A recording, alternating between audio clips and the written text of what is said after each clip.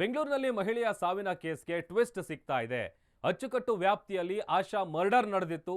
ರಾತ್ರಿಯೇ ಆರೋಪಿಯನ್ನ ಪೊಲೀಸರು ಬಂಧಿಸಿದ್ರು. ನೋಡಿ, ಆರಂಭದಲ್ಲಿ ಈ ಮರ್ಡರ್ ಒಂದಷ್ಟು ಪ್ರಶ್ನೆಗಳನ್ನ ಹುಟ್ಟು ಹಾಕಿತ್ತು.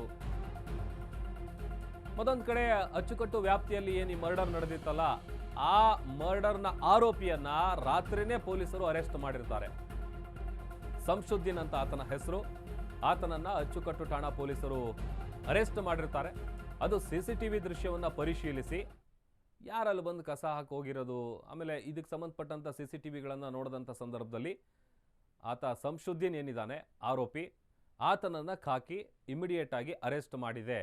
ಆತನನ್ನ ಬಂಧಿಸಿ ಹೆಚ್ಚಿನ ತನಿಖೆಯನ್ನು ನಡೆಸಿದಂಥ ಸಂದರ್ಭದಲ್ಲಿ ಒಂದಷ್ಟು ವಿಚಾರಗಳು ಹೊರಗಡೆ ಬಂದಿದೆ. ಅವರಿಬ್ಬರಿಗೂ ಮುಂಚೆನೇ ಪರಿಚಯ ಇತ್ತು ಅನ್ನುವಂಥದ್ದು ಗೊತ್ತಾಗಿದೆ. ಅರ್ಬನ್ ಕಂಪನಿಯಲ್ಲಿ ಕೆಲಸ ಮಾಡುವಂಥ ಟೈಮ್ನಲ್ಲಿ ಇಬ್ಬರಿಗೆ ಪರಿಚಯ ಆಗತ್ತೆ. ಒಂದು ಕಡೆ ಆಶಾ ಗಂಡ ಮೃತಪಟ್ಟಿದ್ರು, ಇಬ್ರು ಮಕ್ಕಳಿದ್ದಾರೆ. ಆತ ಆರೋಪಿ ಸಂಶುದ್ದೀನ್ಗೂ ಕೂಡ ಪತ್ನಿ, ಇಬ್ರು ಮಕ್ಕಳಿದ್ದಾರೆ. ಆದರೆ ಅವರೆಲ್ಲ ಅಸ್ಸಾಂನಲ್ಲಿ ವಾಸ ಮಾಡ್ತಾ ಇದ್ದಾರೆ, ಸಂಶುದ್ದೀನ್ ಅವರ ಪತ್ನಿ ಮತ್ತೆ ಮಕ್ಕಳು.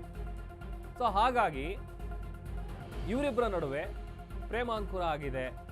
ಪರಿಚಯ, ಸ್ನೇಹ, ಪ್ರೇಮ, ಅದಾದಮೇಲೆ ಲಿವಿಂಗ್ ರಿಲೇಷನ್ಶಿಪ್ ಅಲ್ಲಿ ಇದ್ದಾರೆ. ಹುಳಿಮಾವ್ನಲ್ಲಿ ಒಂದೇ ಮನೆಯಲ್ಲಿ ಇದ್ರು. ಅರ್ಬನ್ ಕಂಪನಿಯಲ್ಲಿ ಕೆಲಸ ಮಾಡುವಂಥ ಟೈಮಲ್ಲಿ ಪರಿಚಯ ಆಗುತ್ತೆ. ಅದಾದಮೇಲೆ ಒಬ್ರಿಗೊಬ್ರಿಗೆ ಗೊತ್ತಾಗುತ್ತೆ, ಇಲ್ಲಿ ಆಶನ್ ಗಂಡ ಇಲ್ಲ, ಇಬ್ಬರು ಮಕ್ಕಳಿದ್ದಾರೆ.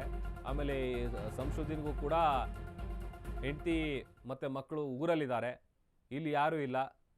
ಅದನ್ನೇ ಇಬ್ಬರು ಕೂಡ ಒಂದು ರೀತಿ ಅಡ್ಜಸ್ಟ್ಮೆಂಟ್ ಮಾಡಿಕೊಂಡು ಲಿವಿಂಗ್ ರಿಲೇಷನ್ಶಿಪ್ಪಲ್ಲಿ ಇದ್ದರು. ಸೊ ಈ ಕೊಲೆಗೂ ಆತನೇ ಮಾಡಿರೋದು ಅಂತ ಆ ನಂತರದಲ್ಲಿ ಆತ ಹೇಳಿದ್ದಾನೆ ಎಲ್ಲ ವಿಚಾರನ. ಆರೋಪಿ ಸಂಶುದ್ದೀನ್ ಜೊತೆಗೆ ಪದೇ ಪದೇ ಆಶಾ ಜಗಳ ಮಾಡ್ತಾ ಇದ್ಲಂತೆ.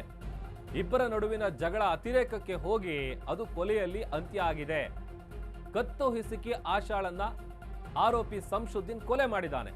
ನಂತರ ಮೃತದೇಹವನ್ನ ಬೈಕ್ನಲ್ಲಿ ಇರಿಸ್ಕೊಂಡು ಬಂದು ಅದನ್ನ ಕಸದ ವಾಹನಕ್ಕೆ ಎಸ್ದೋಗಿದ್ದ.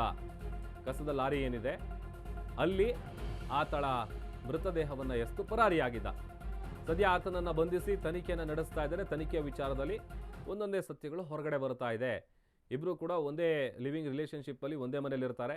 ಪದೇ ಪದೇ ಜಗಳ ಆಗ್ತಾ ಇರುತ್ತೆ, ಸಣ್ಣ ಪುಟ್ಟ ಜಗಳ. ಅದೇ ಥರ ಜಗಳ ಆದಂಥ ಸಂದರ್ಭದಲ್ಲಿ ಆ ಜಗಳ ತಾರಕಕ್ಕೇರಿ ಕೊಲೆಯಲ್ಲಿ ಅಂತ್ಯ ಆಗಿದೆ.